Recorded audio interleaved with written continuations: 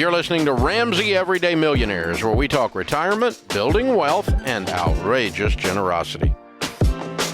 Joe is with us in Orlando, Florida. Hi, Joe. Welcome to the Ramsey Show. Hi, Dave. Huge fan. Thanks for having me. How are you today? Better than I deserve. What's up in your world? So, my good news is that leading up into 2020, completed all the baby steps, was really rolling, have up to $75K in retirement funds as a 32-year-old. In 2020, I got married, and then we both got master's degrees. So my big downer is that we actually now have $85K in student loan debt. And when I talk to the very, successful people, they tell me, well, you should start paying that off, but also, no matter what, contribute to your 401K so you get the match. But I have a feeling you're going to tell me that I should completely stop contributing to that 401K to pay off the debt. Why do you have that feeling? Well, I've watched you a few times, but I haven't had to revisit the Dave Ramsey scriptures since 2020. So I'm calling to maybe get a kick in the butt and curious what you would say to those wealthy folks who took that strategy of still contributing to their 401K while paying off debt. Yeah. I would say that they are not as wealthy as maybe they're projecting themselves to be, or that they're unusual. I'll answer that question first. When we studied the millionaires, 10,167 people who became millionaires, 90% of which became millionaires starting from nothing. They did not inherit money to make them millionaires, meaning they did this, they built wealth. The vast majority of them, there were some that followed the plan you're talking about, but the vast majority of them concentrated on getting rid of debt and then used the freed up income to build wealth with, because your most powerful wealth building tool is your income. Now, can the way you're working it, or you're talking about working it, work? Yes, it can. The reason that we've had more success than a lot of people in helping people build wealth is not because of the mathematics of this discussion, but because of the behavior aspects of this discussion. And what we found is, and it kind of runs against my math nerd brain, but what we found is the psychology of this whole thing is more important than the math is. You get the psychology right, the math ends up taking care of itself. Here's what I mean. Very few people can be consistent and intense on three things at once.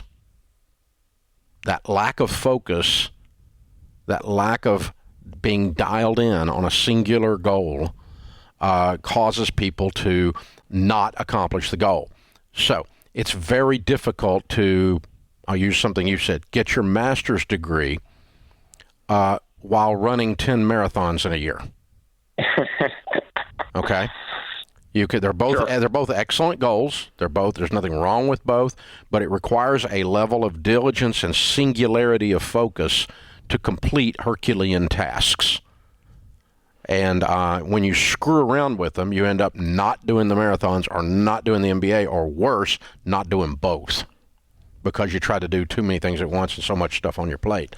And Earl Nightingale, the father of motivational speaking, grandfather of motivational speaking, used to say that the difficulty of achieving the goal is not what keeps people from achieving the goal as often as the things that they try to do while they're trying to do the goal. And so all of that is my pitch for singularity of purpose, meaning, I'm stopping everything temporarily. What's your household income, by the way? About $160,000 a year. Okay, so you're going to be debt-free in under 2 years. Okay. Yeah, if we really behaved ourselves, that would be the case. That's I'm presupposing that with this whole discussion, because if you don't behave yourself, and the other people's plan doesn't work either. Understood. Yeah, I mean, I was on a three-year plan, given some emergency fund expenses, but you're spending. You're still going out to eat. You're still going on vacations. You're still screwing around. A little bit. Yeah. Well, I mean, 160,000. You ought to be able to find 40 of it in a year. That's 2 years. Mm-hmm. Really? Yeah. It's pretty wimpy. Yeah. Well, and Sure. I think it feels hard because you've already worked through the baby steps and you got that pride and that excitement in 2020 of having everything paid off. And now it's kind of like a drag to have to go back and go, oh, man, we got to do this again. And I love that you called in knowing what Dave's going to say. I mean, you already know that you got to go back through this. You know that it's going to be hard. You're familiar with the work and the effort. I think it's just really accepting deep down that this journey is, starting again, that you're back in baby step 2. And with that, I would encourage you to go back through FPU or maybe even coordinate a class, listening to the Last Step Free Scream. They really helped other people while they were helping themselves, and that produces motivation. So I think the biggest challenge right now is like digging deep in your soul to figure out, how are we going to get that oomph. But don't go lead a class if you're going to keep doing this other plan, okay? That'd be hypocritical. We don't need coordinators half butt doing stuff. Okay, so if you're going to half butt do it, don't do the class. That doesn't work. So it's true.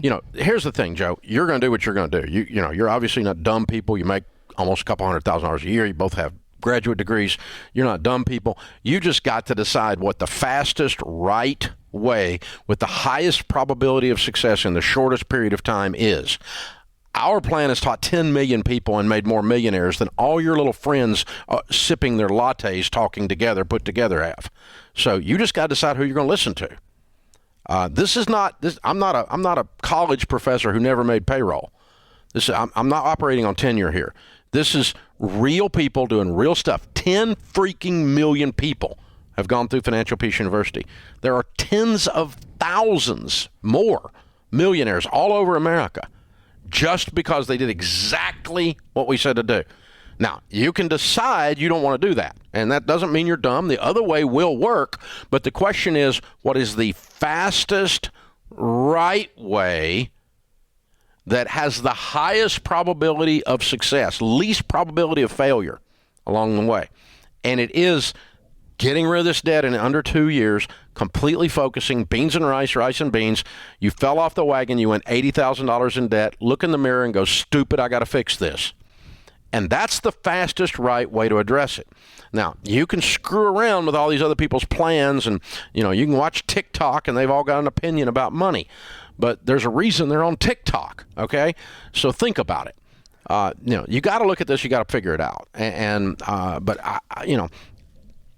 here's the thing. If I hire a personal trainer, he walks in, he's got an 8-pack and I got a keg, I got to decide if I'm going to do his plan or my plan. You just got to decide which one I'm going to go with here. Yeah, and I love what you said about very few people can be consistent and intense on 3 things at once. You can't. That is really powerful. I think a lot of people are seeing all this get-rich-quick stuff out in the market now, and they think that they can do all these things, and they're the one that's going to figure out the strategy of how to invest in all these cool, fancy things, and they're going to pay off their debt at the same time, and then they wake up 5 years later, and it did not work. Yeah. I mean, that's why this whole idea of life balance is so stupid. It just doesn't work. You don't have a quality life if every single day is parsed out, balanced across the 9 areas of your life. Your spiritual walk, your physical fitness, your marriage, your kids, your education, your intellect, your work life. When you spread all those things out and try to do them all in one day, nothing gets done. It's true. You're training for a marathon, your Bible study may end up sitting to the side a little bit. Mm-hmm. You're trying to read through the Bible in a year, you may not end up hitting the street every day and running 5 miles every day. And it's not something gonna trade off, baby, in order for you to win at the other thing. And over the scope of your life, you need to touch all these areas. But in a given day, a given week, or even a given season, no, you're not supposed to have life balance. Well, and you'll get to those goals later. And you'll get to building wealth. You'll get to paying off your house. That's going to come in the baby steps. But be willing to make the sacrifices and do the hard now so that you can really win with those goals later. Live like no one else, so later you can live and give like no one else. No discipline seems pleasant at the time, but it yields a harvest of righteousness. Thanks for tuning in to Ramsey Everyday Millionaires. To check out all our podcasts, just search Ramsey Network on Apple Podcasts, Spotify, or wherever you listen.